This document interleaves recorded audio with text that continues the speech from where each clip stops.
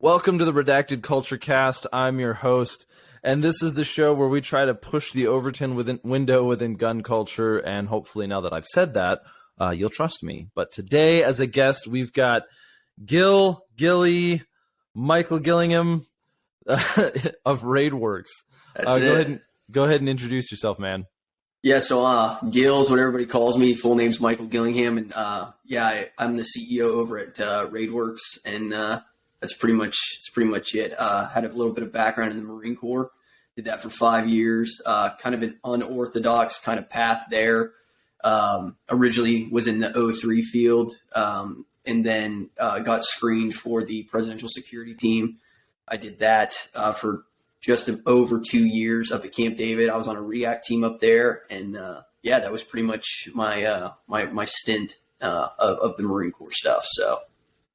Cool. And so, you, as the CEO of Raidworx, I'm familiar with your company as much as I can be. I want to go over an introduction in a minute here, but what is Raidworx a gear company? Is Raidworx a training company? And where can they find it? It's both. So right now we focus on like the hard good, soft good kind of thing. So we do like the machining of stuff and like AR accessories and stuff like that. We have some new stuff coming out, and then we've been doing the soft good side of things. That was really our first start. And it's really just our website is www.raidworx.com. That's RAIDWORX. And then same thing for Instagram, is just at Raidworx. Cool. Well, now that we're plugging our company, for those of you listening, you know that this podcast is currently supported by you. So if you want to support us, you can head over to our merch page at redactedllc.com. That's where you found us. If you've seen us on Instagram, it's the same thing at redactedllc. We do appreciate your support, and you can always reach out if you have suggestions on other ways we can get connected. The objective of this podcast, like we kind of started earlier, is to be part of building the community. Instead of saying that the gun culture needs more community, we're going to actually do a part of that. Do that with the good conversations that we've had. I have been fortunate in my life to be so many places in this industry. And something that inspired this conversation that I'm having with Gill here is that I have been able to meet so many people. And the thing that stands out is not really the gear and the training. It's the people and the conversations that we have and the culture building and the community building that we're really pushing for.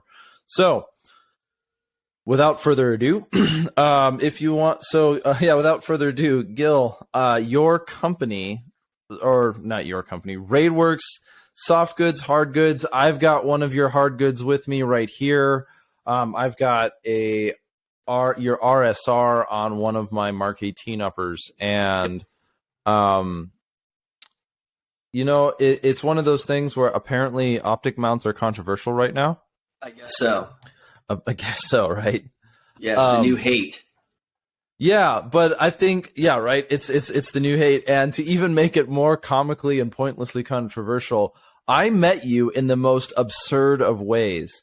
Yes, I was out at GBRS Group talking to them about a combination of things, working on articles and concepts, and really, like, I'm very thankful that I've gotten to know them. And I had just stepped out of an hour and a half long conversation with Cole and DJ on like intense, I wouldn't even say philosophical, but I mean, there's like ethics questions and philosophy, and like some of like, it's a 2 hour conversation. If you ever had a conversation with DJ, it's always like daggers with the eyes. And so, and then I step out, and there's this dude with a giant homeless beard, who's got the happiest demeanor, and I have no idea who you are. It's just like, yeah.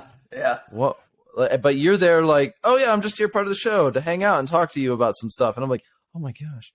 So, and you just whip out this little 3D printed model of a riser. And yep. I'm like, and to anyone who's used a gun, it's like, oh, I know what that is. That's a good idea. Wow. And I left that day going, so I just met a homeless man who invented a riser, and I have no idea how he did it. And now I'm like, I feel like an idiot. I'm not a homeless man, and I haven't invented a riser. So, right. So what's the story behind the RSR?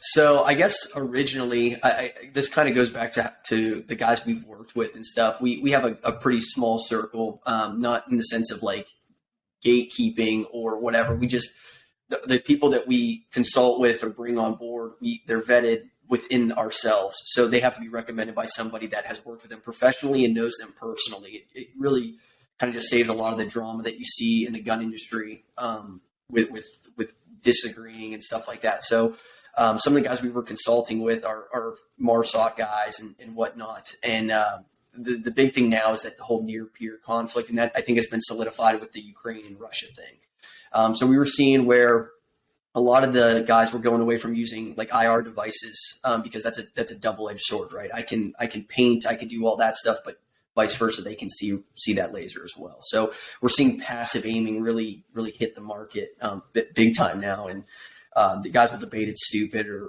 whatever. There's obviously no one fix all solution for everything. So we're just giving people that capability if they want it. And it's not that you can't passive aim with other things. We just did it so it's a little bit easier from guys that I've seen where certain things on the market now weren't really working out for them. So that's kind of where that came to be. It raises a net question. I think something that surprised me about passive aiming is, to anyone who's been in the night vision game in like the 2010s, someone would say, "Oh, I'm using my optic," and no one would take you seriously.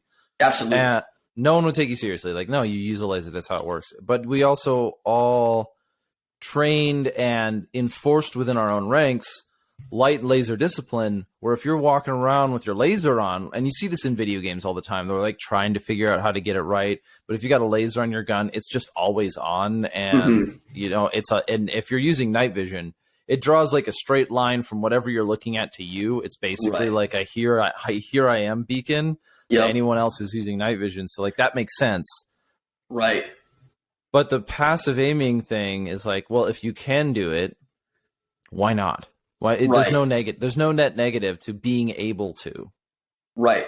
I would concur with that. In addition to, like, for me, I have found that, and I'm sure everybody's different in the sense of this, but I have found that when we kick optics up a little bit higher and we teach the passive aiming, we see a little bit more proficiency when it comes to actually shooting, where guys are able to like really get on the gun, really look better. They still, and this is going to sound weird, but they see harder, if that makes sense. They're able to see what they need to see more efficiently. They see it better by doing that and being able to get a good sight picture and really put rounds where they need to.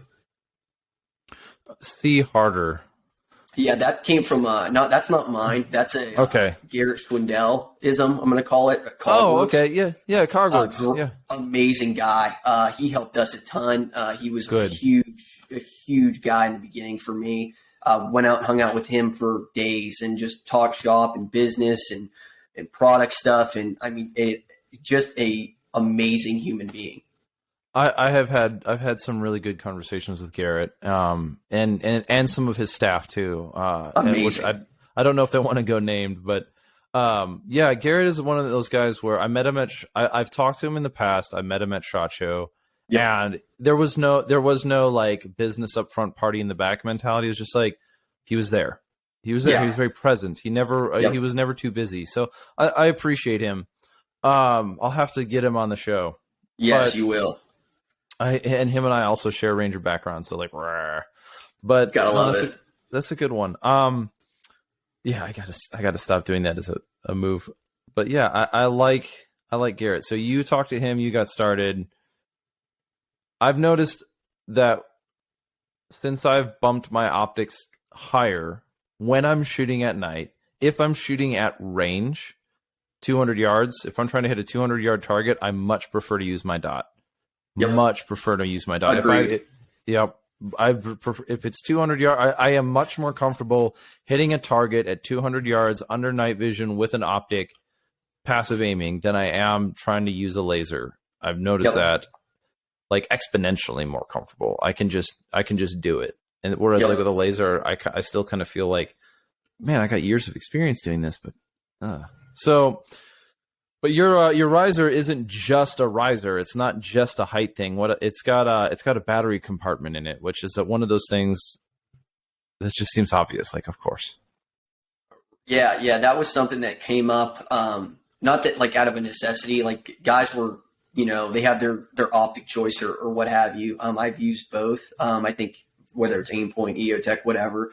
One of the common things with EOTech that we heard all the time was the battery situation. And what we were seeing sometimes is guys were grabbing patrol rifles out of their car, and then they were going to shoot or whatever. They would just grab it out of their car, and then they're like, oh, my optic's dead. And we were already at the range doing stuff. And I was like, it'd be really cool if you could have one on the gun, but not in a way that's like, and I don't want to say gimmicky, but gimmicky, where it's weird.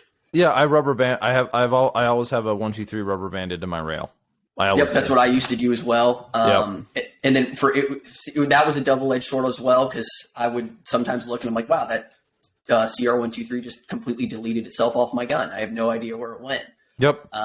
So we were able to do that where it was inside of the riser and it's in a watertight compartment. So it's good to go. Yeah. And it looks like it looks like I could very comfortably change my batteries out while using night vision, using feel only. Yeah, 100%. At least for the EOTech version. So you've got an EOTech and a T1 Micro, which has the same footprint to fit the Vortex, Spark Solar, right? Anything that's an Aimpoint Micro footprint. Okay, cool. All right, cool. And this one holds the EOTech one holds a 123. The Correct. Vortex one, or the Aimpoint one, holds the CR 2032.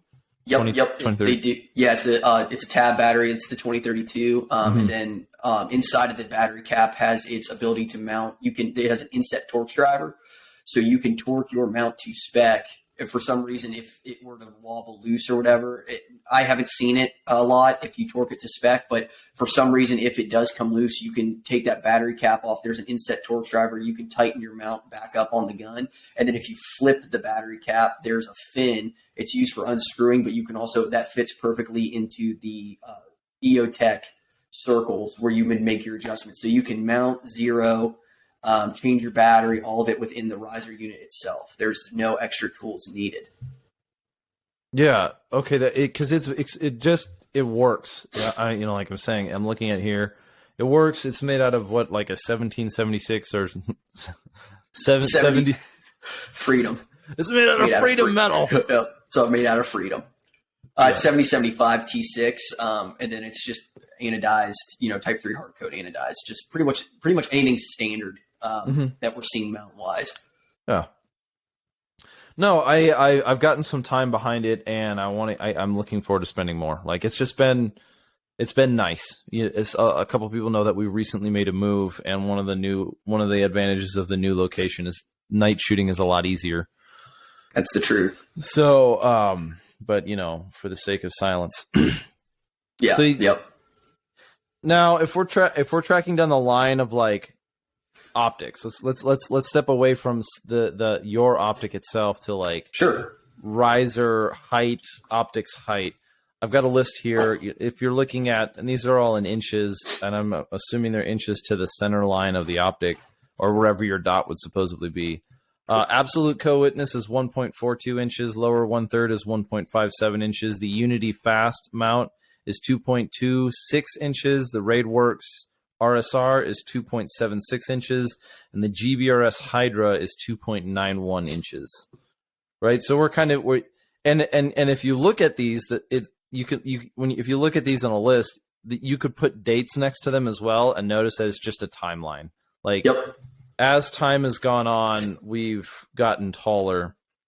I remember the time when the SOP was nose to charging handle, and that's where stance was a lot more hunched over. We all had a pre-twerking booty, and the pre-twerking phase of tactical shooting, or whatever you want to call it, where everyone was leaning into their guns so far, and that's where you got the nose to charging handle, and that would compensate for a tall dude like me to use even a lower 1/3 optic. But now we're seeing a lot more upright. How have you watched that? How I guess I can see it on my end, but how have you seen that trend and that? What has driven that movement? So I think honestly, a big part of that has come from trying to maximize comfort and being able to see more. I think is where that starts. The coolest thing about all those optic heights and might sound extremely foreign to some people, all of those optic heights, they will work. Like, I'm not saying you have to use our stuff or raise your optic if you don't like doing that. Some guys will just say it doesn't work for me. Then it doesn't work for you. That's fine. There's no reason to like jump on that train if it doesn't work for you. I know guys that shoot absolute co-witness lights out. I know guys that shoot the Hydra lights out. So I think over time though, where we're seeing the taller stuff come is one with night vision. Now everybody, now the average civilian is purchasing night vision at an alarming rate, which I think is awesome. You know, it's still, I think it's like a superpower you can buy. It's pretty incredible. So to see that progression, I think that had a big part of it, as well as we've started to analyze. I think a lot comes from athletes in shooting and in this game and stuff it's athletic movement. So I think we're trying to optimize position, see more, makes us able to do more kind of thing. So the more we can see, the more we can do. You know, we don't want to be uncomfortable as much as guys will say like comfort doesn't matter. It really does. You will start to suffer if you're uncomfortable, and then other things start to go with that. You know, your cognitive ability will go away. I mean, the list just goes on and on. So for me, it's to maximize comfort. So instead of playing the Ranger game of just be hard and be harder, you're saying that there is an element to not necessarily being complacent, but like not putting on yourself undue burdens that wear out your limited supply of motivation, energy, and attention. Right. Faster than necessary for the okay, cool. Yeah, naturally. I mean, if you were to tell someone to go hike in shower shoes, they would look at you sideways. They would look at you like you're speaking Mandarin. Have you met the Afghan people? They hike exclusively in shower shoes. Exclusively. And if you were to throw them like some Dr. Scholl's, they'd probably look at you sideways until they wore them. They'd be like, "This is incredible. Like, you guys have nice footwear." It's just like the argument, we will take comfort to such extreme levels when it comes to like apparel, like clothing, packs, belts. I mean, you name it, anything soft goods, comfort is the number one thing. But when we do that with like hard goods, people are like, well, that's ridiculous. Why would you want to be comfortable while shooting? It's just like, I think it's important. Yeah. Comfortable as in lightweight, comfortable as in, right. Does it function? Right.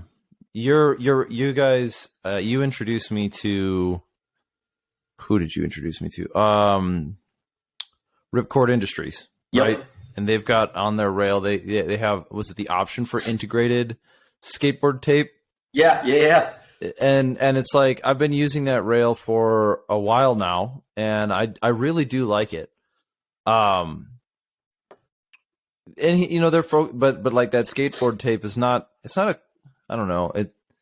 I'm trying to think of like comfort is in like everyone's concerned about weight. Okay, how much does it weigh? How much does it, you know, ounces equal pounds to an extent, yes, but like where those pounds are also matters a lot more, right? Yeah. To the argument of, you know, different things like why were people putting their lasers up against the optics before they had a mount option to heighten it? Right. It was more comfortable to balance the rifle central. So when I'm pieing around a corner or I'm trying to shoot at a different height around a corner, yep, a front heavy gun makes that really difficult. It does. Absolutely. So cool. Yeah, no, and I think, you know, with everything, like we adjust things to fit us. Like I said, I don't think any optic height is right and another one is wrong. I mean, like you got to think when you get in someone's car that you're borrowing or whatever, like you're adjusting the seats, you're adjusting the mirrors, you're adjusting the steering wheel, like you're just outfitting stuff to fit you better. It makes you perform better. It makes you more comfortable. I mean, it's just, that's the nature of the beast. Yeah. So you've got the two optics mounts now, right? Yep. And then now what about magnifiers? Because magnifiers have seen such a resurgence with the expanse of night vision.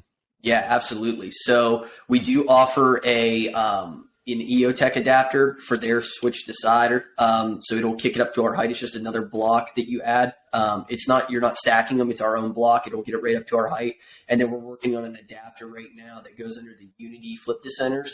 So you'll be able to put that on, and then your Unity flip to center will go on top, and you'll be able to access your battery, mount it, everything. It doesn't obscure the battery compartment. Neither of them do, and those are looking to be released here pretty soon. So. Okay, cool. So those of us who have bought a Unity flip to center, or those of us who have the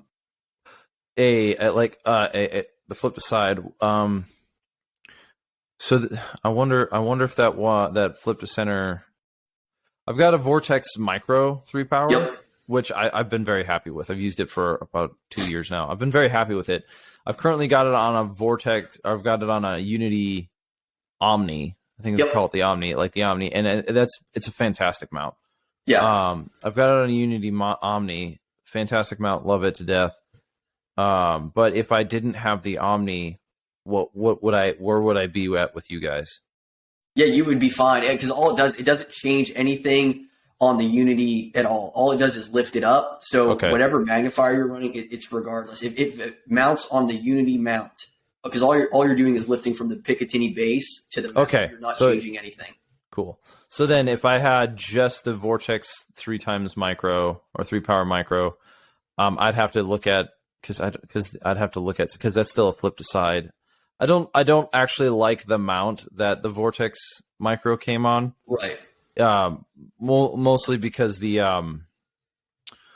the quick detach handle is, if you put it on, I'm right-handed, so if I put it so it tips to my right, it puts that quick detach handle right into the charging handle, and it makes quick operation just not an option. Yeah, I'm not familiar with the Vortex line of magnifiers or their mounts. I'm sure I've seen them. I have no firsthand experience on them. So. Okay, yeah. Well, for those of you out there, like I do endorse, if that's a thing. I am now the kingmaker. No, I do like the Vortex 3 power 3 times mini or the 3 times micro. Like, it's been for magnifiers will always have problems endemic to what they are. Yep. But I'm very happy with it. The price point, the price point, the performance, the rugged ability, it's got the adjust. It's been a good choice. So, like, you can go the EOTech route by all means. I've just been very happy with that. Which moves us, though, like, let's kind of push this in. I know I opened today with a little bit of like the Overton window shifting, but something that we've covered kind of back and forth, something that we've gone back and forth on is there seems to be this argument of like gear versus skill, which if I were to have monomaniacal powers over the gun culture conversation, I would want to shift the Overton window away from gear versus skill and push it into like skill building gear, because like when you're learning a skill and you find a piece of gear that makes it easier, you're really happy. But if you find a piece of gear and you try to build a skill to justify it, I think it creates inner turmoil. Raidworx does training as well, so you get both sides of the fence. Yeah, yep, absolutely. What have you seen? What are some trends that you've seen in the training world that have been good? What are some good things you've seen? I think and this is subjectively speaking to just what I have seen, right? So I can't speak in the whole of the training side of things, but we're very fortunate in the people we have worked with that they're extremely humble. And, we will show them things, and we try to tell people, like, we're not telling you what to do. We're just showing you options. And that's where the skill thing comes in, I think, where for us, it's like we show you a skill and you can either use it or you don't have to. But when you max out that skill, then you start finding gear that will help supplement that skill. I think is how that kind of those two intermingle. So that's where we've been super fortunate on the training side, is seeing that it's completely changed now. We're working with a lot of great guys, a lot of humble dudes. And I think that they just want to soak in as much as possible, which we love seeing that. So that's where I think it's changed a ton, is seeing guys that are open to learning. There's no more, well, we've just always done it this way. I think that mantra's kind of died, at least from our experience. Yeah, the way that I've described it on my end is there was a time where it seemed like everything was like orthodoxy reform. It Yep. followed, like when I say everything, it's like the culture around gun culture, which was like still when we called it the firearms industry, was this like deet, doot, deet. Yep. It just kind of tipped between like this is the new way, and the new way would last for 6 months. Yep. And then it would be completely obliterated and then be an entirely new way, which sounds adventuresome, like, oh, pioneering and moving forward. In reality, it was like, okay, what season is it? Is it a strong wall season? Right. Or is it like is it a strong wall season, or is it a points of domination season? Oh, Right. okay. It's a points of domination season. Okay. Is this guy authoritarian with his magazine placement, or does he let people do their own things? Is it, Yeah. Okay, cool. Side plates or no side plates was never an option. Right. Right. No, and I think with that too, like, if it works for you, it works for you. I mean, we're not gonna like say you, like I said, you have to do it this way. I mean, everybody's different with the experience. So, I mean, if it works for you, good. We just tell people, don't ever confuse luck with skill. Just because you got lucky, don't misinterpret that as, hey, I'm good at what I'm doing, because that can be dangerous. One, what do you mean by don't confuse luck with skill? And two, like, or maybe an example. And then two, how do you consciously check yourself?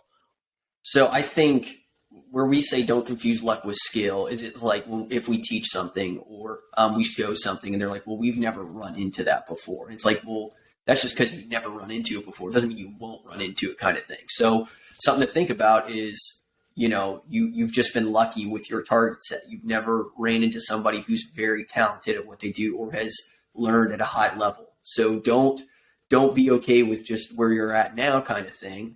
Understand that you might run into somebody who's a bad dude who just knows what they're doing. So that's where we kind of say don't confuse luck with skill.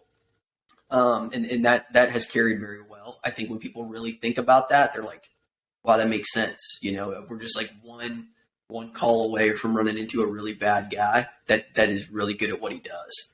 So I think that's where that really comes from, in the sense of that. Okay, so on the operations side, say you're a police officer, you're a SWAT cop, you're a Marine Raider, you're a civilian guy who's kind of gotten his act together, or whatever you're doing, in security, in the security world, not insecurity, but okay. So yeah. I've heard it phrased another way. Is your act like your enemy is always training to defeat you or right. kill you. Act like they're always there to defeat you. Yep. That's one. Is it the same vein as that? Yeah, 100%. Like we tell people all the time with like, we'll see sometimes with like force on force role players where they'll bring people in to be role players, and we will ask them, do you ever role play against guys on your team? Like, do you ever put somebody in that situation where they are as good as you, if not better? Because, the team level is going to vary a ton. And most of the time we get a no. And it's like, you might want to start trying that, and really, really trying that at like full level. Like both guys are really giving it their all, and see what happens. Okay. Yeah, this isn't theoretical either, though. Like I've heard about like force on force training, oftentimes never leaving the theory book. It never gets out of the officer's, den, because like we could talk about the merits of force on force training all day long, but actually getting out and doing it is quite difficult. What about for the citizen owner? Like you and your friends, you got 2 or 3 friends. Yep. Like, how have you seen a way where people can facilitate that with a sense of a modicum of seriousness?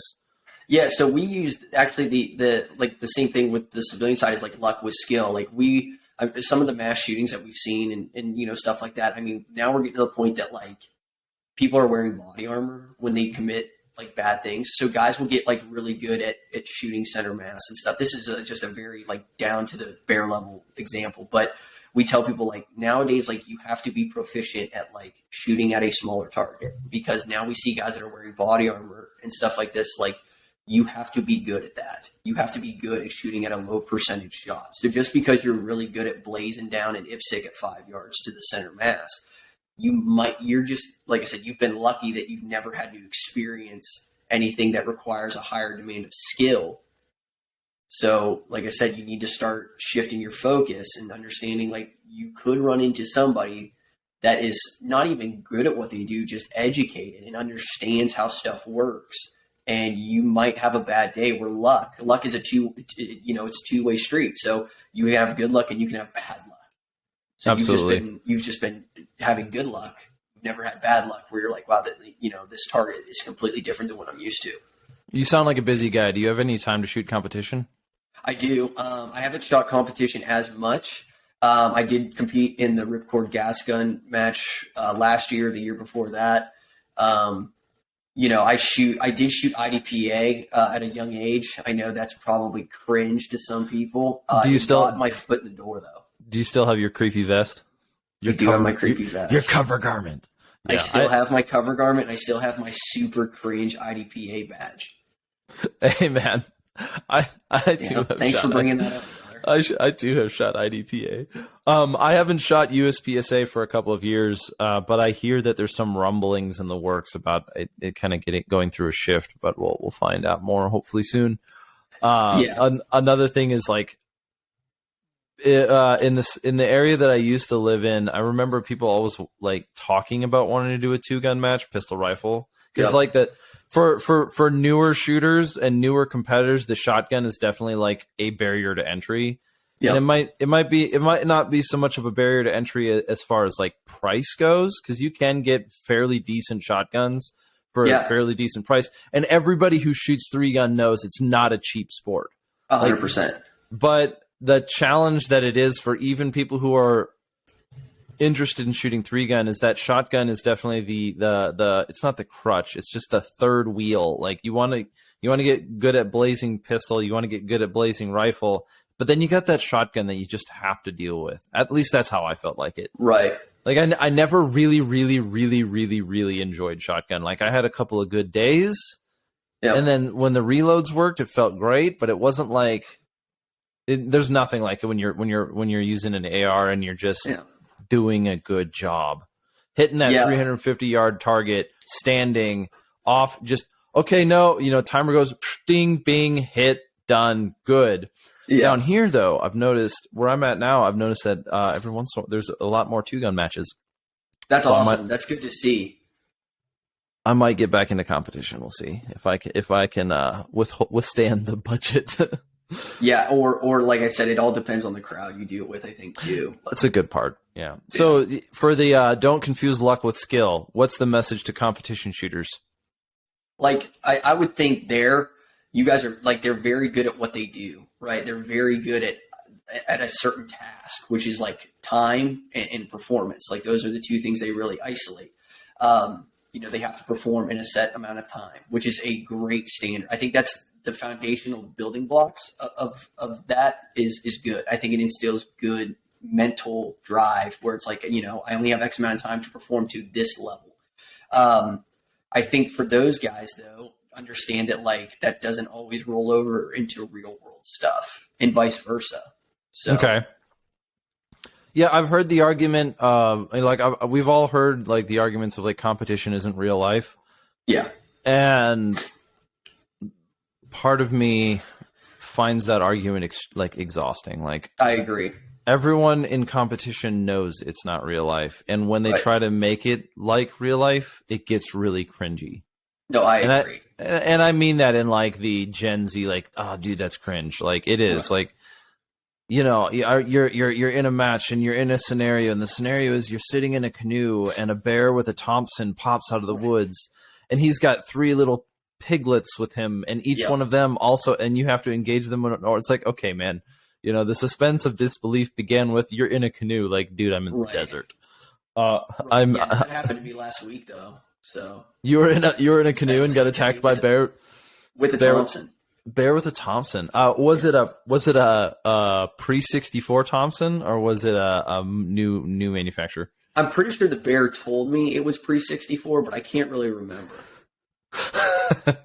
He's a liar. He's a liar anyway. Yeah. Well, no, I think that's important though. Yeah, I think competition has its place. Yeah, I think everyone knows that like competition is really good at isolating skill sets, and if you one of the ways to get better at competition is to get so good at all the little movements, the reloads, the target transitions, that you're not thinking about how to do it. You're thinking about when. Yep.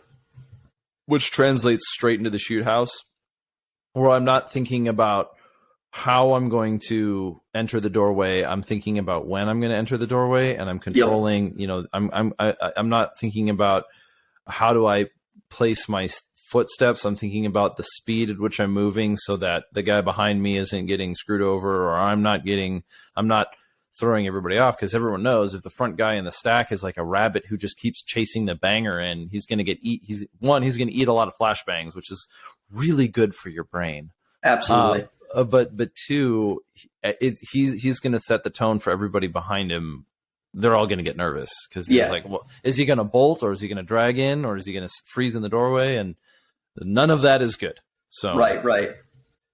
I think it does have its place, like you said. I think they are very good at refining the really micro movements, and I think that does have its place. I really do. So I think when we talk about that community or whatever, take what is beneficial from them. And, like I said, I probably wouldn't go with the mindset of like IDPA, USPSA is like, that's a real life situation, but, refine the process that they give you.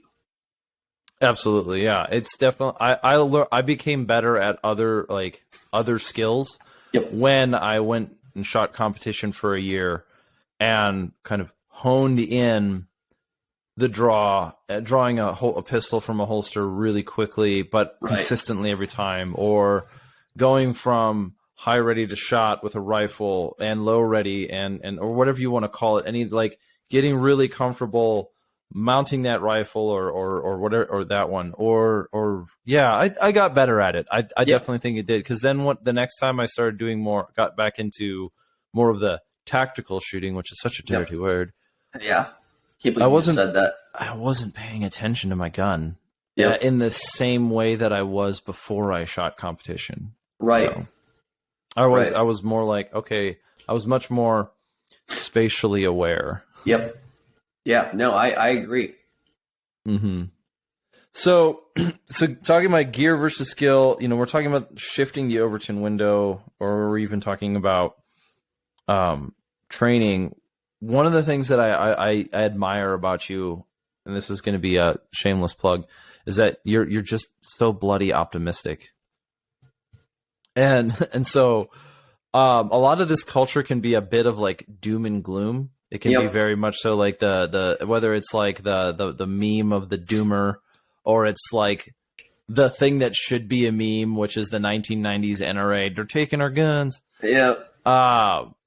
Something that I'm very thankful for is that when I reach out to you, like, you're just optimistic. And so that's not something you typically see from veterans who've gotten out of the military. What has that transition been like? And how do you see gun culture as a whole? And then what is your little slice of it? I think it's funny because I tell people I live in the negative, but I don't project that. Like for me, I always know what like possibly could be the worst, but I don't really want to project that because I think that's contagious, right? Like I used to always hear like negativity is just contagious. So for me, like, I was very fortunate and like just on the company side of things where I had people that were like helping me out and always, giving me some kind of insight. And like I said, I've had many people that helped me. And it was awesome to see that. And I was like, man, if I could just return that, regardless of what it is, because I saw how much it helped me. And I also had people that would bash me. So seeing what the bashing did, it compared to what the positive, like, hey, you got this, man. Like, being optimistic, like it's gonna be hard, but just push. And if you need anything from me, you holler.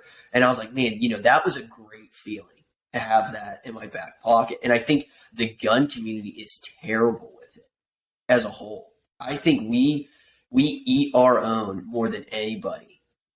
So there's the let's go like full cyberpunk. There's the eat our own, as in like the corporations destroying each other, right? Right. You could say there's a little bit of the eat your own of like Remington or Yeah. whatever. Like, I don't care about the big brand, but a lot of it is just like, you get deep enough into the industry side of gun culture, and you'll meet a lot of jaded people who were burned by a former employer or whatever. And like, unfortunately, okay, so that makes sense. I think that's the issue. Okay, well, is it like it's not exclusively coming from the corporate side, though? No, not at all. I mean, we see it even like, and I hate to say this because I can't stand social media, but like, even when people, for example, a company releases a new product and they will bash it on their story, like they'll put a screenshot up and say something stupid, and it's like, if you were to just not do that, but instead like maybe give them some kind of criticism in a positive manner, like, hey, did you ever think about this? I think, you know how much more we would grow. I mean, I think it's just astronomical, the growth we could have if people were just, instead of like publicly shaming somebody or putting them down just because of an idea, and just being like, hey, why don't you think of this? Or why, if it doesn't work for you, why don't you just not buy the product rather than publicly bash it? Okay, so I think you're on two lines there, because one of them is the I've seen this before where people build their identity on their disdain, right? They're like, if you go through their feed and their page, and every time you have conversation with them, it's just constantly smack talking. Yep. And we have met, like there is humor. Like I still laugh at, like, I'm still using the GBRS Hydra mount on another gun right now. Yeah. And I still laugh at like the USS Enterprise memes. Yep. Like it's funny. Sometimes it's a little like, yeah, but you're taking that way too seriously. Like, right. And like I said, it's one thing if it's lighthearted, like, I love a good joke and stuff like that. I'm not saying like we can't have humor like that, but like the problem is when people like you said, create their identity around it, where like they're known for just bashing. And it's like, man, you have to be miserable. So somebody once gave me an explanation of, it's the James Yeager version of marketing, or the James Yeager School of Marketing. Now, instead of like attacking James Yeager, because I mean, it's not appropriate. I have seen a little bit of like the marketing strategy of just badgering everybody else's stuff. Yeah. So let's steelman this position then. Instead of straw manning it. So somebody releases a product like that has like a major fatal flaw. Yep. We've all heard the rumor of like Olight, and you just put a hand grenade on. Now, I've never seen them explode. I haven't. I've also never used one. Amen. But like, so somebody comes like, and there are ethics concerns involved with like, well, are you advertising it as an American-made product, but it's really not made in America. It's foreign made. It's whatever. Like, you can go down those ethics. If you claim something, I think we can start with a steelman argument. If you claim your product is a thing and it's not that thing, then you deserve the backlash you get. Yes. Understandably. Okay. But if you release something that has a bit of a fatal flaw, how would you as an individual see that as a way to how would you recommend like it's responded to?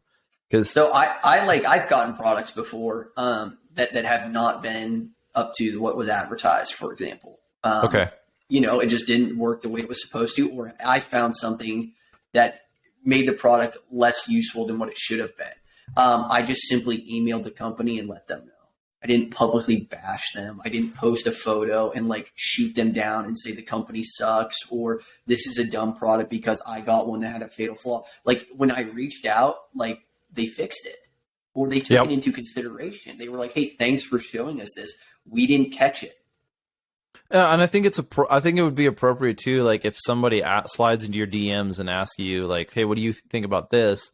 You have the opportunity to be respectful, but apparent about it, or open about it. Yeah, I'm not saying you have to beat around the bush and like, keep it hidden. I think they need to know that there's a flaw, but I think posting it on Instagram and bashing the company or bashing the product is just wrong. Yeah, there's within like intellectual conversation, like in like almost like academic debates, right? There's a difference between ad hominem, like attacking the character versus presenting a good argument or attacking the argument.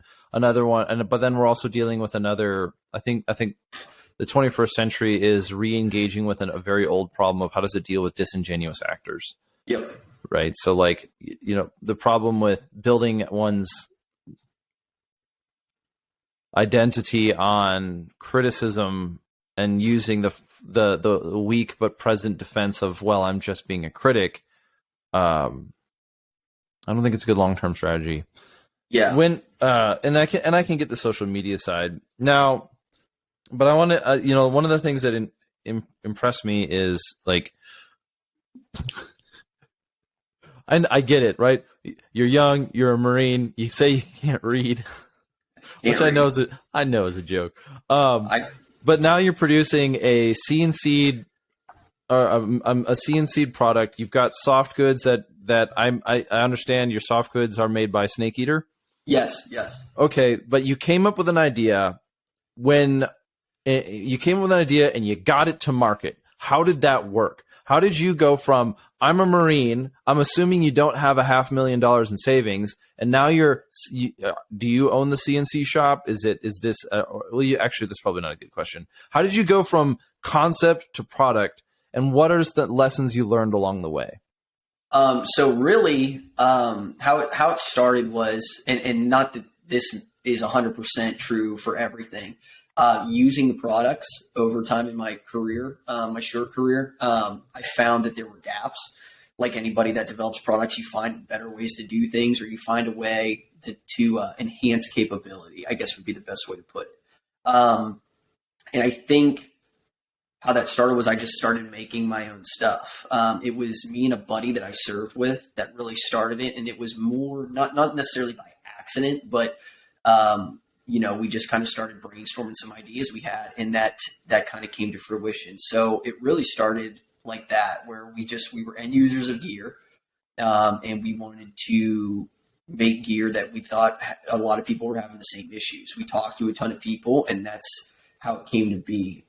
You're correct. We didn't have $500,000 and stuff like that. So with anything, there's kind of a leap of faith at some point where you're like, we're going to send this and see what happens. And I think what helped me a ton was talking to Garrett, and I'm going to plug him again because he helped me avoid a ton of pitfalls in the beginning where issues he ran into, and not just Garrett, but there's numerous people that helped me where they're like, hey, pro tip, avoid this, do this, try that. And that helped a ton. So now when people reach out to me, I return that favor. Hey, here's something that I was taught that worked for me. Try it. Maybe it works for you. I think surrounding yourself with good people like that, like-minded people that genuinely have your best interest in mind, is crucial. What do you use as a rubric to sort those people out? Because there's a lot of people out there, but you can only fit so many people in your Rolodex that are in that special section. Yeah, I think, and I go by the mentality of trust people until they give you a reason not to trust them. I think, and I know people will say, I don't trust anybody and blah, blah. I'm like, that's really a weird way to live. Not that, you live however you want. I'm not telling you how to live your life, but I like going with the mindset of, trust people until they give you a reason not to trust them. And, I've definitely had people that I've talked to over time that I found that they definitely, they weren't their best. The best interest wasn't there. They were more in it for themselves than anything. And I just simply, don't reciprocate. I guess that's the best way to put it. Not that I cut people off or cut them out of my circle or whatever. I don't reciprocate as much as I would with somebody that has my best interest or their best interest in mind. I think that's a good way to kind of sort through it. You're going to get burned regardless. There's no way to not get burned. You're going to get it good sometimes, but take it as a learning experience, man. Okay. So you're summarizing. I think this is. I hope we can continue to have this conversation further because I think it translates outside of the industry and the culture. Yep. Where you will encounter people in situations that will burn you. Yeah. Yeah. But that doesn't but don't give in to like the cynicism of life and just, kind of throw in the towel. Okay.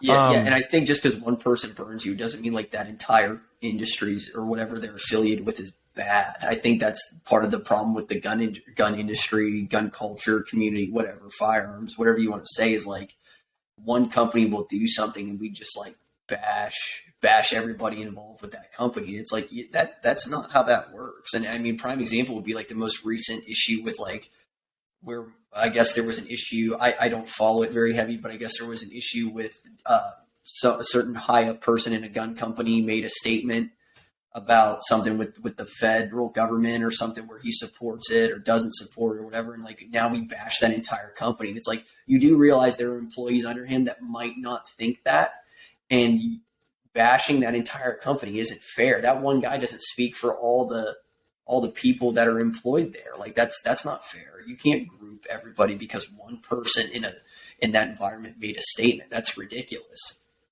Yeah, it's one thing to evaluate the, let's just say, market performance of a company by judging its CEO or the head of its company. Like I know that you're not a publicly traded company. Right. I know that even like Daniel Defense is not a publicly traded company, but right. I can make certain evaluations of the company as a whole by its head, by its owner. Yep. But that's not the same thing as a moral evaluation of all the people. Right. This also runs in but this does also run aground of like the Nuremberg trial. Yep. Where you can only say I was just doing orders for so long. That defense only goes so far. At some point in time, you run against the wall, and yeah. So I agree. Yeah, I get the. I think that this gun culture is much more connected than it thinks it is. Yep. And so information travels really quickly, right? Mm-hmm. It's a small town, big city problem. Yep. So maybe in some sense that should serve as a check for people. Like you do know that stolen valor, you will be found. Like there's no questions about it. Like if you're a stolen valor guy, you will be found out. If not by the culture writ large, within the small circle, they will find you and they will despise you. And there's 100%. You're not getting away with that, right? Yeah, we have seen that personally. Yeah, exactly. Like we, every year or every couple of years, we go through like a purge season where it's like everybody's resume is on the table. Who was this guy? Yeah, so headhunting. Exactly. Putting a bounty on it. Oh. Yeah, and I mean, I remember I don't know if it's the most recent one, but I remember the most popular one recently that was pretty bad. And I was like, wow, yeah. And it snowballed into like a whole bunch of other people getting either found out or chopped off. So like, yeah. And then like when people were doing the stolen valor thing and like companies were like bringing them on board as like an ambassador, and then they're like, that company, man. And it's like, how they were fooled just like you were. Why are you going to bash that company now because they were duped just like you? I mean, come on now.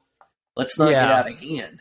Yeah, I mean, it goes back to the whole betrayed trust thing, right? So, like, a guy presents himself as some sort of cool operator, Delta Navy SEAL operator, or whatever, and he's done enough of his homework, or somebody's vouching for him, or whatever it is. Now it gets found out that he isn't who he says it is, and that the backlash could be, well, all veterans are scumbags, and then you're like, no one cares, man.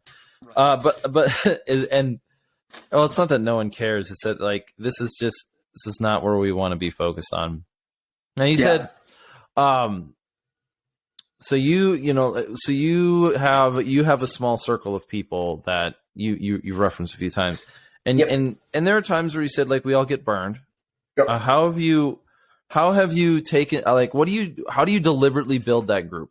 I think because I want to get back into the burned subject, but how did that happen? Well, how much of it was deliberate and how much of it was accidental, and how much of it was like, I can look back and say, it's a good thing I did these things. Yeah, I think knowing someone personally more so than professionally is what matters. I think someone's personality is going to reflect way more than what they did professionally to a certain extent, obviously. I'm not saying like their professional background means nothing or what they did professionally means nothing.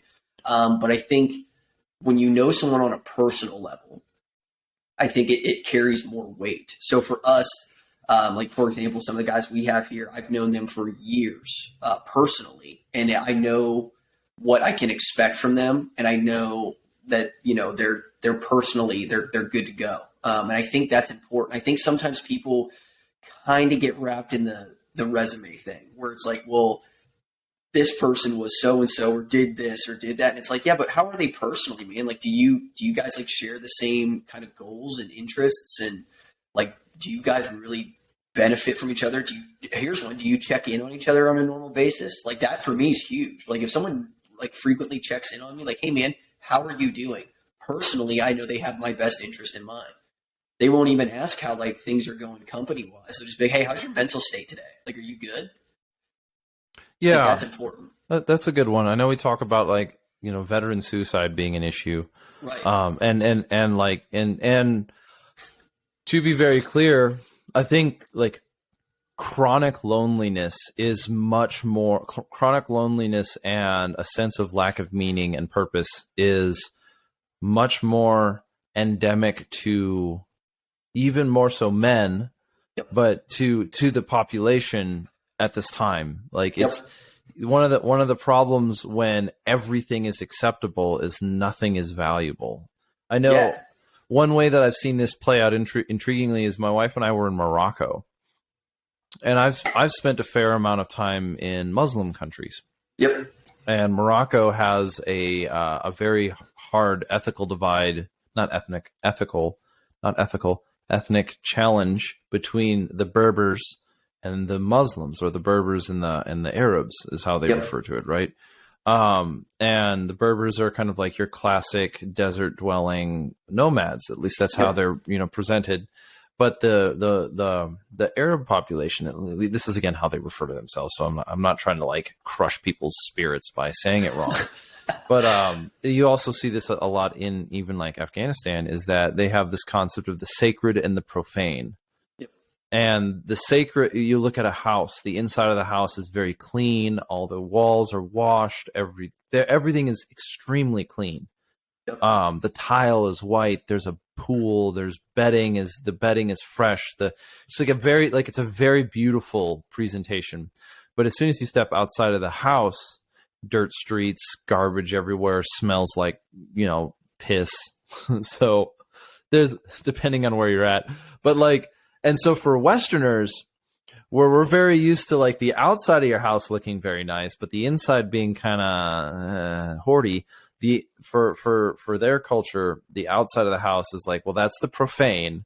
That's what happens in the world, but what happens inside the four walls is sacred. Right. So like, I thought that was, I think that's just been an interesting thing when it comes to people and community building and how we, I don't know how I'm saying this. I was going somewhere with this one in the sense of, you've talked about having your inside group and the community that we talk about as far as who's your close guys. I think it's really easy to spend more time on checking in on each other's careers and each other's, I don't know how to say it anymore. Like, oh dude, I got a new gun. And like my suppressor works great. And then not like how are you doing? Like, how are you really doing? Yeah, no, our circle, we check in. I and this isn't an exaggeration. I mean, we check in with everybody daily. I mean, whether it takes one person to reach out in the group, like our group text, for example. One person is just say, "Hey, how's everybody doing?" And then it just like that reassurance of knowing, like, man, it feels. And when you truly care, that's like a breath of fresh air that everybody's doing good. When you truly care.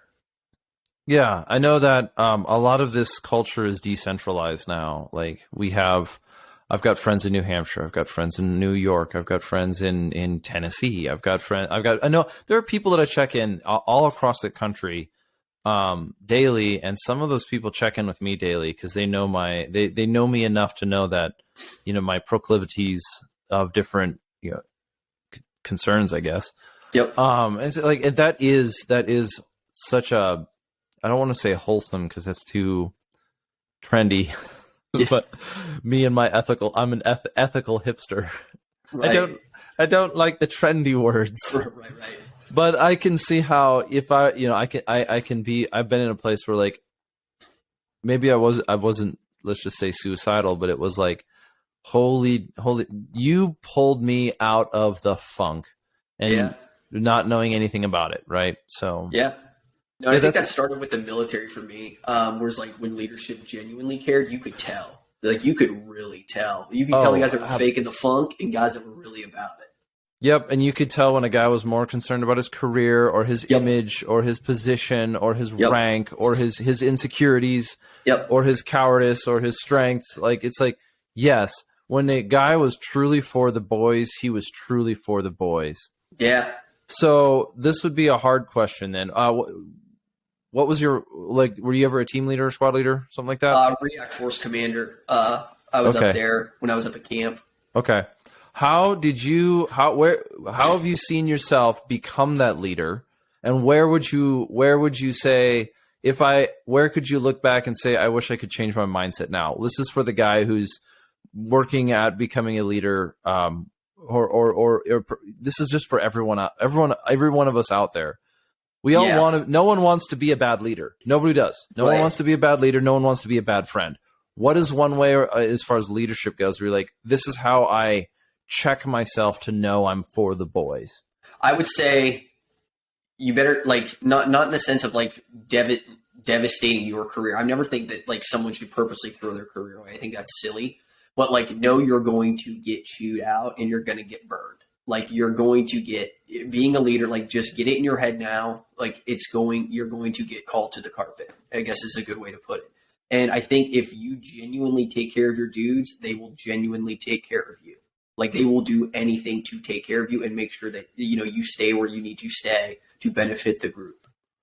Okay. Yeah. I know that I've heard different versions of this, but in Ranger Battalion, the big, you gotta pass Ranger School. It's the second rite of passage. And it sounds for those outside, it sounds really cool. And for those inside, you kind of know what I'm talking about. It's just a caste system, but it is what it is. It serves its purpose. And that second rite of passage,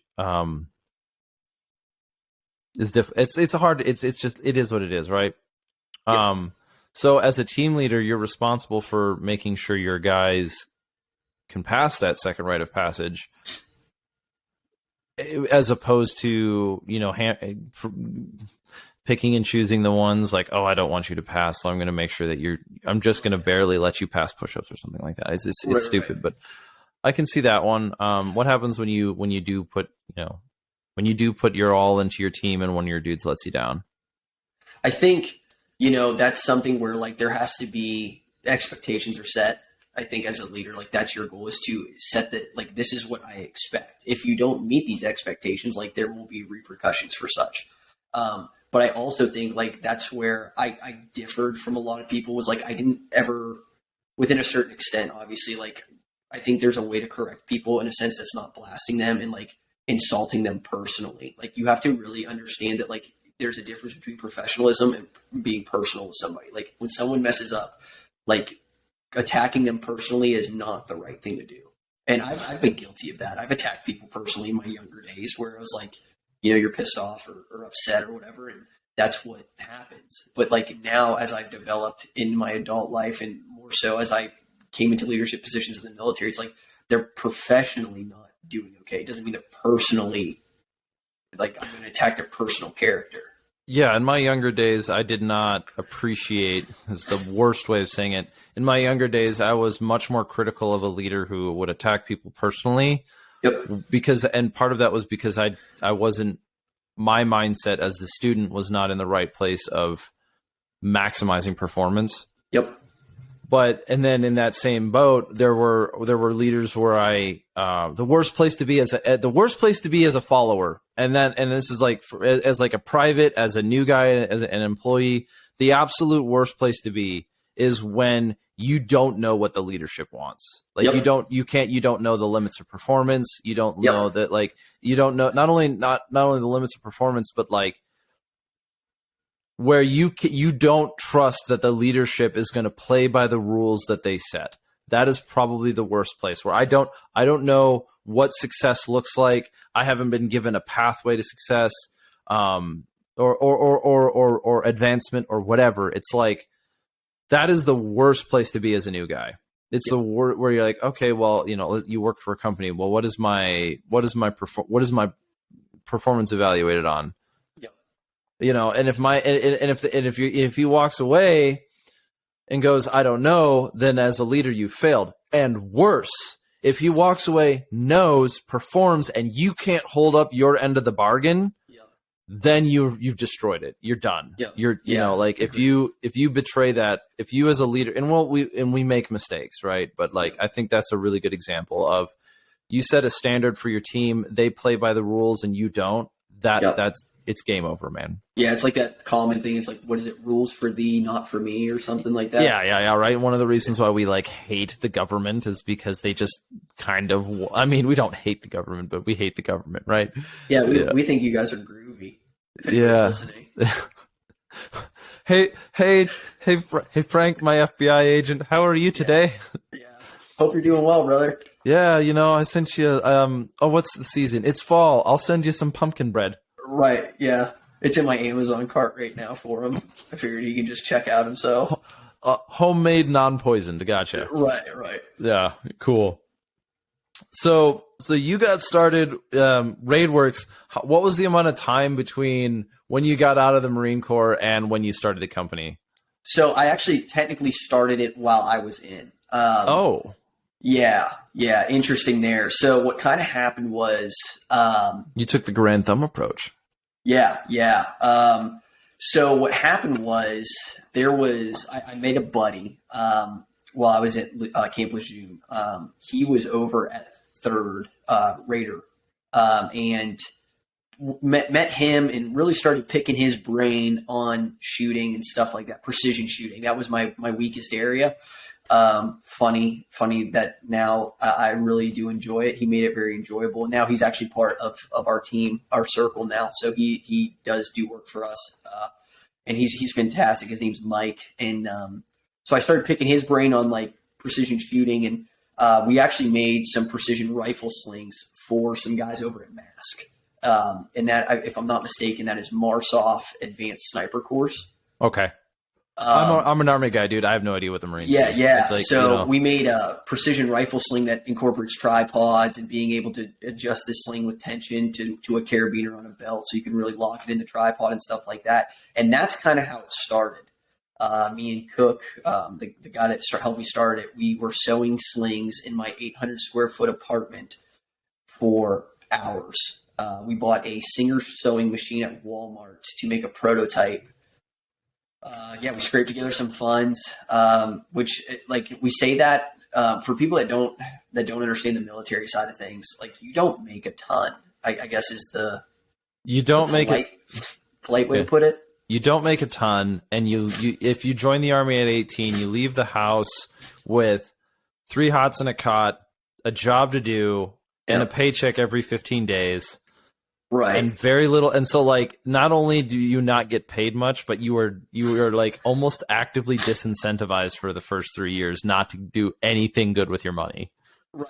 And then like, you know, it's funny because you see people now that like, they're joined and they get like a huge signing bonus or whatever. And I'm like, man, imagine if you like had incentives for like people doing well, you know, how like crazy that would be. Yeah. Like, wow. But yeah, no, so that's how it started. We made these slings and they worked really, really well. They're still a product. And we've been selling those and making those for some guys, and it's been great. So, I mean, that's really how it started. Started it while we were in. And then from there, we just started getting our legal pad of ideas that we had from the years being in and just started tackling them one at a time. And that's really how we've developed the product line. All right. So, what did a Singer sewing machine cost you? Oh boy. I want to say, you know what? Maybe now that I think about it, we bought 2 because we bought one that was really, really bad.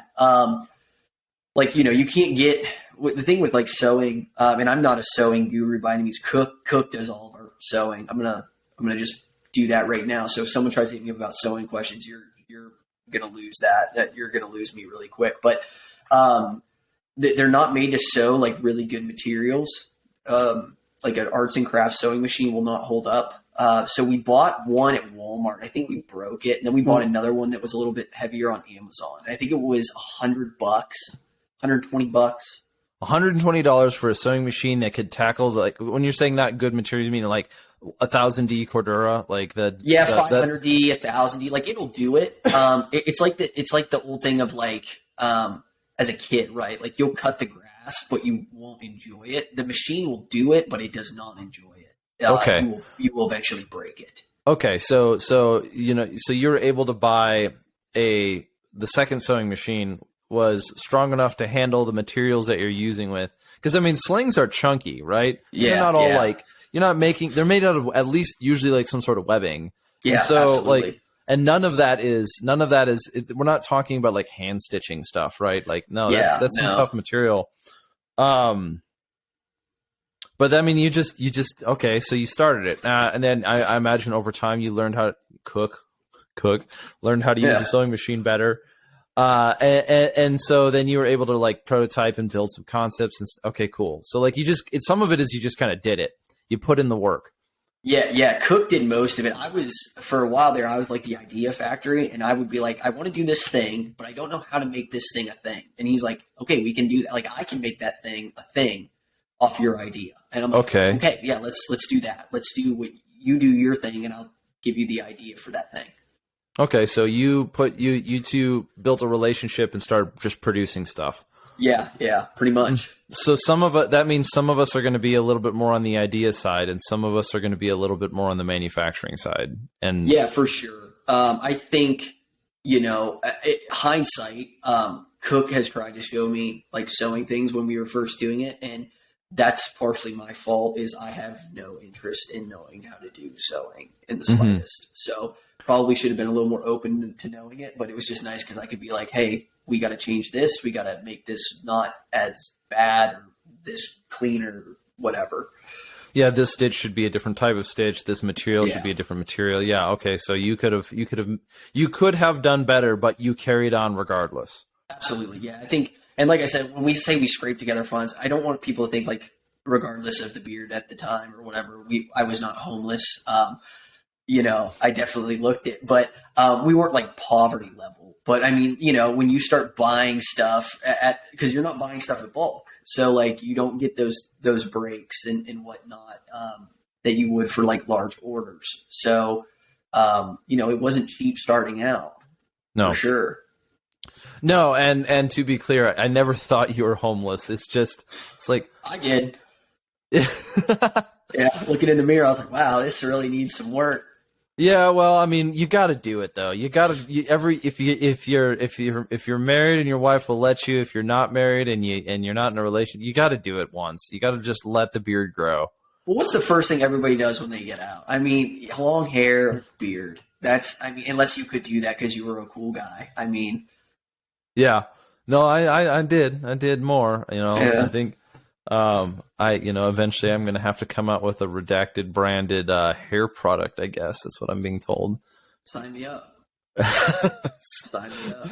But I mean, it's obvious. You've been in the military for, X amount of time. You know that you have one haircut and it changes. The trend changes time to time. Yeah. For Ranger Battalion at one point in time, it was like a 4-finger high and tight. And then when I was in, we're starting to get a little longer and people are pushing the sideburns down. Yeah. But that you have like basically two choices, whatever's the meta and bald. And no one wants to, and now you get out of the military and you're like, man, I don't got to go in a haircut for every 3 weeks. This is awesome.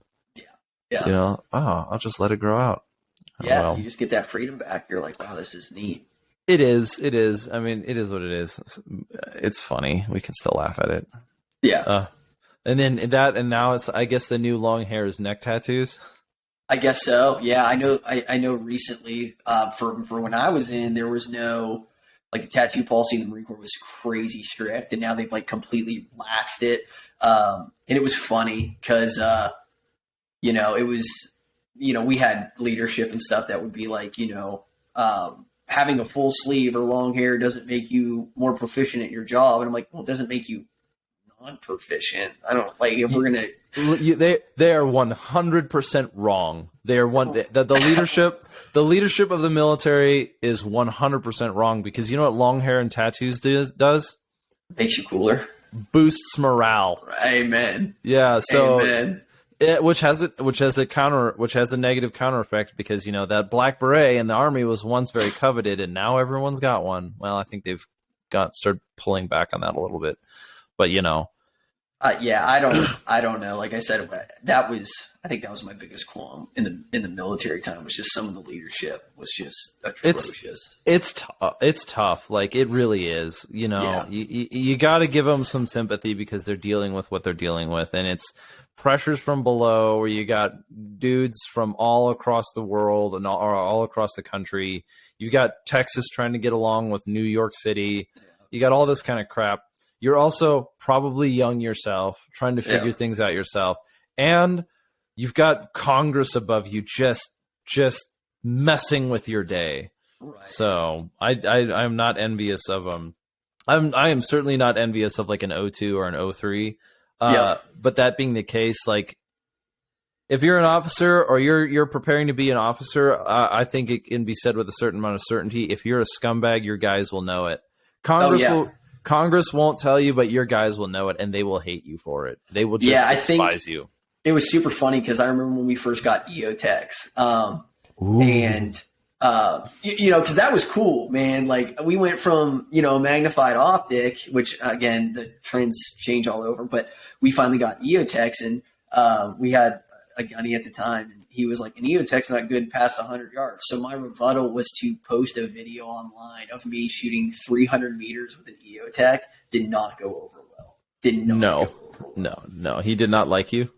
Yeah, no, we did not get along. And what was super funny is he would say, like, well, we've won wars with iron sights. And I was like, we've won wars with a lot less than iron sights, brother. We've also won wars with nuclear bombs. I don't know where you... I don't know how that carries over, but... You know, like, I don't think it was the iron sights that won that war, dude. Like, it's the joke on the two world wars, 1911. It's like, yeah, but we didn't use them. Right. We didn't storm the beaches of Normandy with a 1911. It was like, oh, good, my trusty M1 Garand does its job. Right. That being the case, I get it. It's funny. I can laugh at it. I can chuckle at it. So we're back into the world of talking gear again, because it's easy to come back to. Oh, well, no, it's just we naturally have drifted back into this conversation of like, gear, and then we're the Overton window gear versus skill. Oh, and we talked a little bit about building community, which I really appreciate your enthusiasm. I've said this before. So I do that transition way too much. So I gotta work on it. I'm new at this, guys. But when it comes to like pushing the Overton window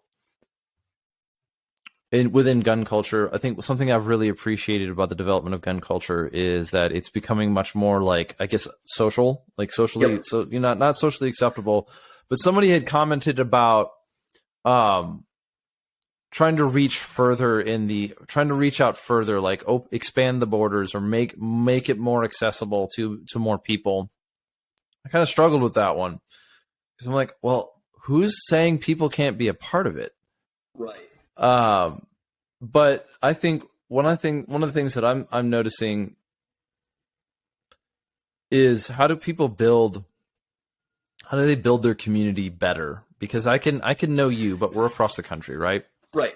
So if we're trying to prepare for a natural disaster, like there's the Florida thing, right? I know some guys who flew out to Florida, and they're out there right now taking care of Florida. They're search and rescue and refit and rebuild and water distribution and medical, and like the good thing about this country, if you think this country is going to hell, just remember when bad things happen, people go there. They go there to help. They go there to help out. Yep. So instead of being too nihilistic or pessimistic about the world, like what has been your experience as one of the single most effective things at community building for you? I think it goes back to kind of like I said, where helping people the way they help you. Like I take the good experience that I had and I pass it on, and I kind of pay it forward kind of thing. I think where the gun community does well is like, obviously when there's crisis and stuff, I have seen where a lot of people band together and they become good. I think where we do terrible is as a whole, not saying you or me or just the majority here, is we'll see that new guy that wants to get into the community, right? He might do something funky. He might say something funky. And rather than being like, hey man, like, let me take you under my wing, teach you what I know. Not that what I know is gospel or whatever, but let me show you some of the things that I've learned that worked well. Is again, we go back to like that bashing him where we put him down, where it's like, you're stupid. You don't know what you're talking about. Like your gear's set up wrong. Your gun's stupid. You have a piece of crap, this or whatever. And it's just like, he doesn't know what he doesn't know. So, why don't you, instead of, again, going back to where you're going to bash this dude, whether it's publicly or privately, take that second to be like, hey man, here's something that I think would benefit you. I think if we did more of that, it would be more welcoming in the community. Like I said, we love to just absolutely destroy our own. Yeah, so neither you or I are, right, you could say like the pinnacle of celebrities in this industry at all. 100%. Right? Yeah. You and I, we're not, there are definitely people we look up to. I think you and I both have mentors in that sense. We're like, there are people that we look up to, whether officially or unofficially. But if you were to say where you're at now and you were to encounter a new guy, not a new guy, not even a new guy, but like somebody else. It's like, what is the attitude that somebody who is less experienced should be presenting forward, or that's going to be best accepted? Because I would say the humble thing. Yeah, but what does that look like? Because I can definitely say, we've had a couple conversations on the show before. One of them being hierarchy is difficult to establish. It's difficult to establish a hierarchy in a decentralized environment. Yeah. We're necessarily decentralized because that's the way the Second Amendment wants it. And that's the idea behind the Second Amendment, is that there is no hierarchy of the right to self-defense. And there is no hierarchy of, like, it makes sense. But so now, as a guy who wants to help people, as a guy who wants to like be a part of the community, there is almost nothing more painful than encountering a guy who's new, who knows he's new, but thinks above his station. And I don't want that to be like, I don't want that to be too insulting, but it's like, it's very difficult where you're like, man, dude, I have been that guy before. You're teaching CQB, you're teaching night vision, you're doing something where it's like, man, I've been that guy before. And yeah, usually we would go home and we're like, man, I was that dude once, and it hurts. But for the guy painful. Who, you're newer at it, but you don't like, our relationship is not based on how new you are at something. It's like where we're going. Right. Right. And sometimes the newest guys have the best. They're not so jaded that they're willing to contribute resources and time and effort and energy. How is a new guy, or even somebody who isn't, who's self-aware enough to know that they're standing on the shoulders of giants or whatever it is, what would your recommendation to your former self be in that arena? For me, I think it was, and what I see as well, like it kind of goes back to like faking the funk kind of thing. For me, when I really started taking it serious, it was the attention to detail that really, I think a lot of people saw, where I obsessed with the details of things. And I think that shows real commitment, where it's like, I want every minor detail perfect. Like I want to know everything down to its basic form. Like I want it down to the atom. Okay, that's a little broad.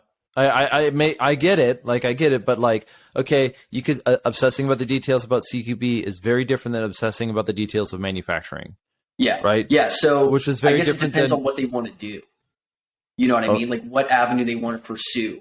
Okay. Like I said, you can fake that funk, and like for the people that don't, like you said, that don't take it serious, or they don't take the advice, or they're thinking that they know more than what they do. Try to explain in a tactful manner that, hey, you think you know, but you're not there yet. And if they don't take that, then so be it. I mean, I'm not telling you to like, babysit somebody and hold their hand. Yeah, I mean, there's only so much investment that can be put into it, but I think, Right. I'm thinking about my former self a lot in that sense of like, man, I really wish I had learned better under this guy. Yeah. I really wish I had learned better in this position, or maybe sometimes it's I look at my former self or people that I've tried to like extend a hand to, and it's always painful when. It's not that they don't appreciate it, because you can't expect somebody to appreciate something they don't understand. And I don't want there's a personal side to it of not getting too caught up in, well, they don't understand as a reactionary defense. Like some you know what I mean? Like there's a reality to it. Like, I get what you're coming from, but you don't understand. That's different than being like, I don't want to answer the question, so you don't understand. Right. And nobody likes your ego getting checked, but that's something I think you have to get kind of, used to. I mean, I've had mine checked. I've learned a ton. And I think we break down like student and instructor level. Like for the student, what I think, and this is my opinion, I'm not saying this is the way it is. For a student, it's the process, right? The process of what it takes to get to a certain level. For an instructor, it's the product. You want to see the final product of you teaching somebody or working with somebody or just simply talking to somebody, like, and showing them the certain way, walk this path. Then you get to see what they've become, that's the product side of things. So you have to blend both those really, really well. Because like I said, you always want to be a student, but for a student, it's the process as much as it is for an instructor. It's more of the product side of things. Like, what did you become? Where did you start? Where did you finish? Okay. Yeah. Yeah. No, I get that. Like the instructor is self-evaluating on the capabilities of the student that he is teaching. And the student should be self-evaluating on the willingness, the ability to learn from the instructor. 100%. Yeah. That's the way I broke it down normally. Yeah. Like, I think most people, I know there's phrases that like some people don't have an internal monologue, and like I don't know where to go with that because it gets a little rough. But I think we know when we're learning something and we're learning for the wrong reason because the voice in the back of our head says, "Ha, I'm going to show him this." Yeah. Right. Like, I think we know, and we're able to at least be aware of that. When our motivation is devoid of the proper ethic, I guess. Yep. So I want to last thing that we should talk about today, which is sort of is one that's been on on the forefront of my mind for a while, is with all that's going on in American politics today. And all that's going on with like gun culture and there's you have your ANCAPs and your whatever, you got all these different things going on, right? With like the Governor Whitmer plot being shown to be a little bit more of a government produced product, and then like there's these concerns of entrapment, and then the ATF changing their rules on braces and sort of like no one caring anymore, and all this odd stuff about it. A concern of mine for the gun culture and the gun industry is that we would be basically rotted from the inside out by a lack of trust. Yep. It's now everyone is a potential. What's the word you're looking for? Everyone's a potential rat. Everyone and everyone you meet is like a potential informant. Right? You meet a guy, you're going to go do something interesting. Yeah, sure, he might not be trying to sell you a short-barreled shotgun off the record, but like now you're going, man, I don't know who I can trust anymore, or I've known this guy for a long time. Like, we've talked about how the industry can have issues with trust. The gun culture can have industry, and it can do things actively to hurt itself in that area. Yep.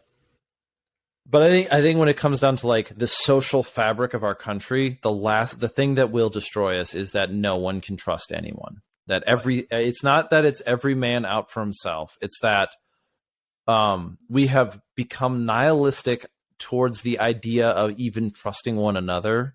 Yep. And the result is only looking out for yourself. It's not that people start by greed.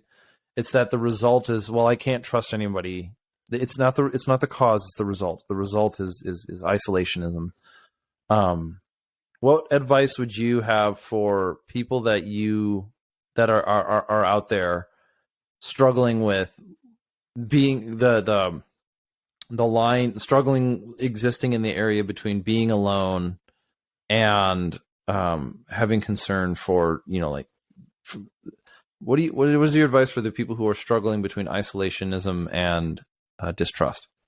I think, like I said, for me, I do the whole I trust everybody until you give me a reason not to kind of thing, and that has worked well. Like I said, you're always going to find people that did not work out well. What I'm saying is it's super better. I've grown to know so many good people and have made so many legitimate friends by living by that. For example, like meeting you, I had no idea who you were. I just simply was there the same time you were. And if I had the mentality of don't trust anybody, I mean, like that's such a negative way to live. Like I wouldn't be doing this right now with you. I wouldn't be talking to you as much as I am. That's a great relationship that would have never happened.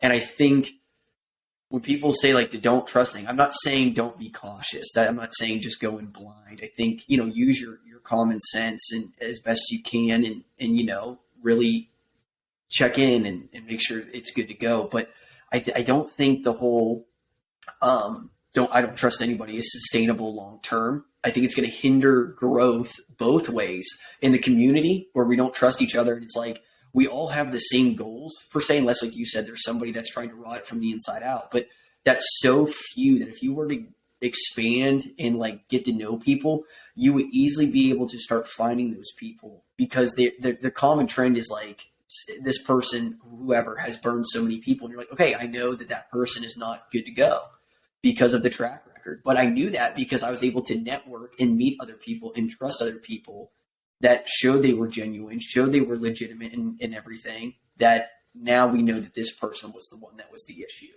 as opposed to now I just don't trust anybody. I think that's just not a good way to live. No, I don't think it is a way to live at all. I think it ultimately ends in death. Like you can't, isolation is death. I agree. I think, and like I said, I'm not saying go into everything willy-nilly. I think that's just silly. Be cautious, be cognizant, know your surroundings, know who you're with. But also, like, don't be afraid to, like, meet other people and branch out and talk to them. Because, like I said, there are some genuine people I've met doing this that, like, has been awesome. I mean, just, like, the relationships I built, even just talking to them on a daily basis, weekly basis, if I only get a chance to talk to them once a month or whatever, it's been awesome to talk to them and get to know them.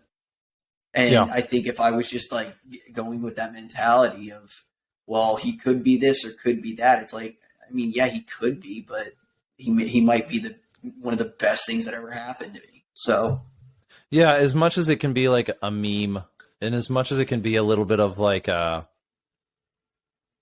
kind of a silly conversation, right? It's like, okay, well, there's the Civil War, there's a conversation about Civil War, and there's all this other kind of stuff. It's like, and Biden famously came out and said, your AR-15s are not enough. You're going to have F-16s, and it's like, yeah, but like we have people. Like we have the heart. We are the heart of the country. Like the heart of the country is not in support of gun control. It's not in support of confiscation. Right. And so like that's what I'm an optimist in that area. I think that in our lifetime we could very well see like a repealing or a severe curtailing of the NFA. It's not going to come in some drastic leader comes in and like abolishes the organization. No, it's not something like that. I think over time we could see that the NFA and the culture in our country kind of goes, yeah, this whole short-barreled thing doesn't make sense. Like, yeah, and I tell people like that worry about a ton of stuff. I'm like, worry about what you can control. Like exactly. I said, it goes back to like the negativity. Like instead of being negative and doing all that where you're bashing someone, like imagine if you took that time to fight the good fight that everybody in this industry has common ground on. Like imagine instead of posting something where you're bashing somebody or whatever, if you just simply wrote your elected official, yeah, it might not work, but at least it's a step in the right direction. Like, yeah, influence the people that you can. Like, don't wait. Smart enough. Don't waste your time. Don't be a fool. and have that gut check. Is this for you, or is this for the fame? Is this, Yep. because I think whatever, there is a gut check to be said there, but also like, I think that's been relevant is your sphere of influence is your sphere of responsibility. It's not, you're not responsible for things outside of what you can influence, but if you can influence it, you are responsible to that. And so if you're trying to change, 100%. if you're trying to change something outside of that sphere, Yep. I think you're going to, this is not a moral evaluation, but I think you're going to burn yourself out. Yeah, and it goes back to like what you said, where they're like, we have F-16s and nukes. It's like, well, I can't really do anything about that. So, I'm not going to worry about it, kind of thing. But I am going to take the steps needed to make sure we don't get to that point. Like, I think I can do certain things to hopefully nip that before it gets there. It might not work, but I can't control. I can't control what a nuke does. No, I can barely read. So, I don't think, I'm just going to do what I can. Yeah, it's this thing about like the disaster approach of like, we have to like build our community around a potential threat. And it's like, that's not a good long-term strategy. Right. That is a really, really bad long-term strategy. I think I know we've talked about it a couple times on the show, but like we can keep going and say like, no, I'm not in community with you because you and I have a mutual enemy. I'm in community with you because you make my life better. Right. Yeah. And because I have something to offer. So yep. No, we'll kind of close on this one, almost like it's dad advice. Oh boy. But because I'm not a father. Are you a father? I have a dog. You have a dog? No, you're not a dog, Dad. Don't say that. I have a dog. That's the only like thing I'm responsible for, like a living thing. I have a lime tree. That's important. Very important. Okay. Do you actually have a lime tree? I have two of them. I got two lime trees. That's awesome. I got two lime trees in the backyard. Yeah. Oh wow. Okay. Fancy. Yeah, I know. You take a freshly picked lime and you squeeze it into a Coca-Cola and it's delicious. Wow. Look at you. I know. I'm fancy now. No. I'm pretentious now. I am proper. Yes, the peasantry. But this kind of comes down to last bit. Yep. As much as there is a challenge of trying to find people, it's always going to be there, and I don't want to like beat it down. I don't want it to make it hopeless because like nihilism is not a future directed course of thought. So now doesn't matter where you're at in your walk in life, but what is something that you can see in a person that brings value? Because motivation only goes so far. Yep. Not everyone has the resources fiscally or naturally to use that as a bartering thing or yep. Something of value. But, how have you been able to shift in your own mindset from a place where you're looking for what you can get out of it to what you can give? How do you do that? I think like I wake up every day and I think to myself, not that I need to consciously think of it, but I just kind of live by the mindset of like, be a good dude. Okay. And I think that's the key. It doesn't need to be overthought. No, I think because when you start overthinking it, you isolate it to like certain things. And I think that's the wrong way. Like you're like, well, how can I be a good dude professionally? How can I be a good dude personally? But if you just, and this is I think thinking broad is important here. Like just be a good dude because that rolls into literally everything you can do. Okay. So, a little bit of the Aristotelian complete man is focus on you. Like it's focus on everything, which is an oxymoron. I know you focus as in delineating to a subject, but everything. Yeah. I wish I could be omniscient. I mean, it's the simplest thing from like putting your grocery cart away, like in the thing, to like helping someone with a flat tire on the side of the road. Like just be a good person, man. Like that will take you so far. Okay. So when you're not being a good dude, and when you're making excuses. Check those excuses and just do the right thing. Okay. Yeah, I think that's important because like excuses, I just think like within a certain extent, I'm not telling you to put yourself in a bad situation, No. but you know, just that's kind of what I live by. Just try to be a good dude. Cool. And then I think you will find, I think by doing that, the byproduct is good dudes find good dudes. Yeah, I think pay attention to who your circle is. There's definitely if you do not choose your friends, they will be chosen for you, and that which chooses will be mere convenience. Whoever's willing to put up with your bullshit. Yep. So 100%. Yeah, I think, like I said, you will find by being a good dude, you surround yourself with good dudes because they all flock to the same thing. Mm-hmm. So that's pretty much my take on it. Cool. Well, hey, you've got more goods than you've got some soft goods too, right? You've got Yep. what do you call it? What's your EMP? Oh, the EMP. Yeah. Yep. It's our expedient medical pouch. That's our med kit. We have some other stuff in the works, and then we have some hard goods coming out really soon. So I'm pretty stoked about that. So let's start with what kind of training do you guys provide? Right now, well, we actually just got back from Indiana. We were working with a SWAT team up there. We did some explosive breaching. We did some precision stuff. So what we do is we bring in a SME for everything. So like Mike, he is our precision SME and our breaching SME. Okay, SME. I think I know what it is, but it sounds like a Marine term. A SME is a subject matter expert. Okay, SME, SME, got it. Yeah, so we kind of pick dudes that they're dedicated in their own path. Not that, for example, like a SME has to be the lead in that whatever block of instruction that is. All of us have been to a class that he was the instructor for. We can never lead it, but we can AI it. Okay. Yep. Yeah. Okay. So there's very good delegation there. Your team is built up enough where everyone can participate, but you let the one guy run it who is the subject matter expert. He's the only one that can modify doctrine, if that makes sense. Okay, and that was decided within your circle. Yep, and it's not that like it's set in stone. They are always open. They're very open minded, but that's just the way we found works best. Is we have a lead. If we hear something, we can bring it to his attention, and then he will decide based on what he's been experienced to, what he's getting new information wise. A lot of these guys that we have are still current, so they get some good info.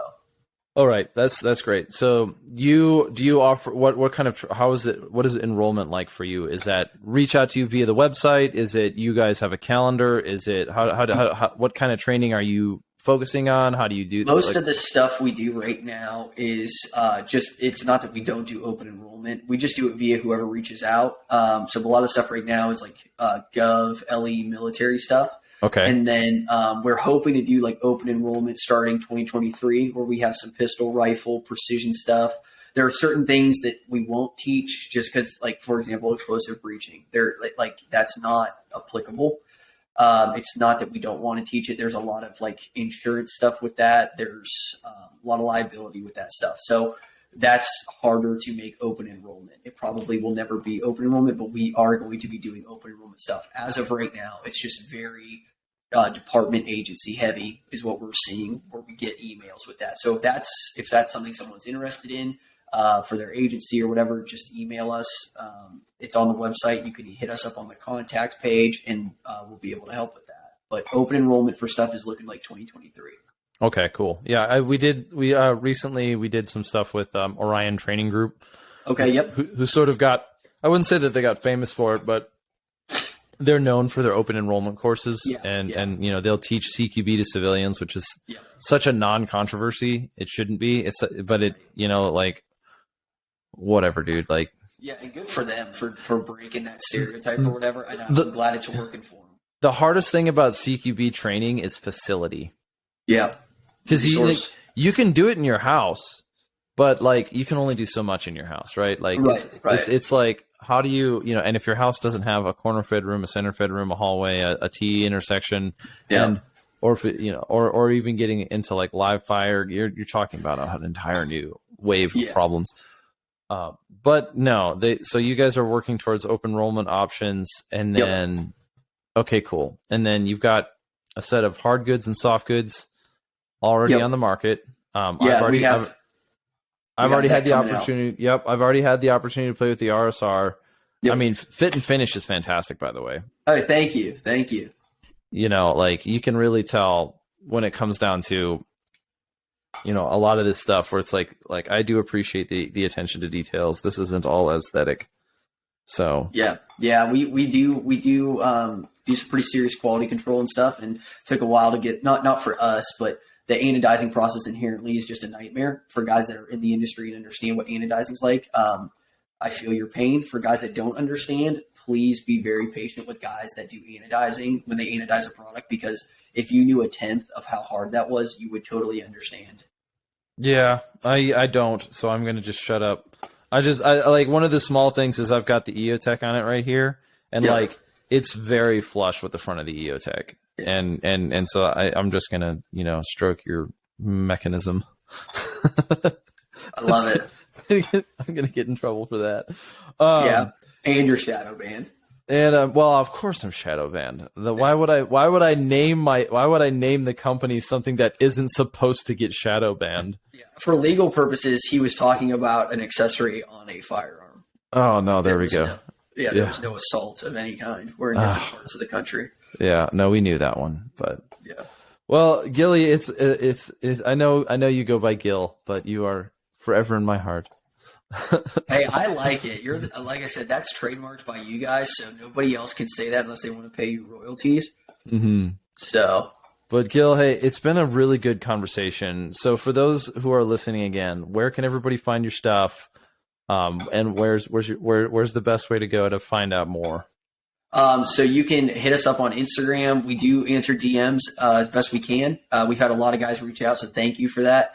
It's at Raidworx, and it's RAIDWORX. And then the website is just www.raidworx.com. So those are the two places that you can hit us up, and yeah, we'll get back to you guys and all that stuff. So. Yep. And so you're still a small manufacturer, so products can sell out. What's the best way to stay up to date with when stuff is in stock? Yeah, the Instagram is going to be a good way, and then signing up for our newsletter so that all the risers are now gone out of this batch. We have another batch started. We are going to get to the point, hopefully after this next batch, where there won't be any more selling out, and they'll just be continuous. The demand was not foreseen to be as heavy as it was, which thank you guys for that. That's incredible, and we couldn't be doing this without you guys supporting us. So thank you. But yeah, that's hopefully not going to happen anymore. But for the next batch, I would say the newsletter and the Instagram are going to be the two best ways to see when we drop and when we sell out. So, all right, cool. Yeah. Cause I know that, sometimes people will artificially limit the supply, and that does happen. And sometimes it's just manufacturing. Yeah. You know, good on you we're small time. When did you start manufacturing? Our first drop of actual product probably was October. No, I'm sorry. So July. you started all of this in the midst of a pandemic when people were complaining about not having access to resources. Well, good for you, man. Like, I got to give you credit, because everyone, I mean, since 2020, it's been supply line crunch and excuses. Hey, well, I appreciate it. Yeah, like, it definitely had its unique set of challenges. Thanks for people being just a didn't sense want of to work encouragement to us whole all. Pandemic. So, yeah. Yeah, well, you know, it is what it is. It is what it is. So, yeah, well, I'll close then with you. Those of you who are still listening, you know who we are. This is Redacted. You can find us at Redacted LLC. That's going to be our Instagram. And then you can find our products and our merch and support the company at redactedllc.com. We've got shirts with secret messages. We've got stickers and slaps and branding stuff and more coming down the pipeline. Not all of it is for the hype, but hey, we do really appreciate your support. You keep the lights on. You'll eventually get me a better studio. You'll get me out of the house so my wife can take care of everything on her own. It doesn't, none of those things. You really are building the culture. Thanks much. And we will talk to you guys soon.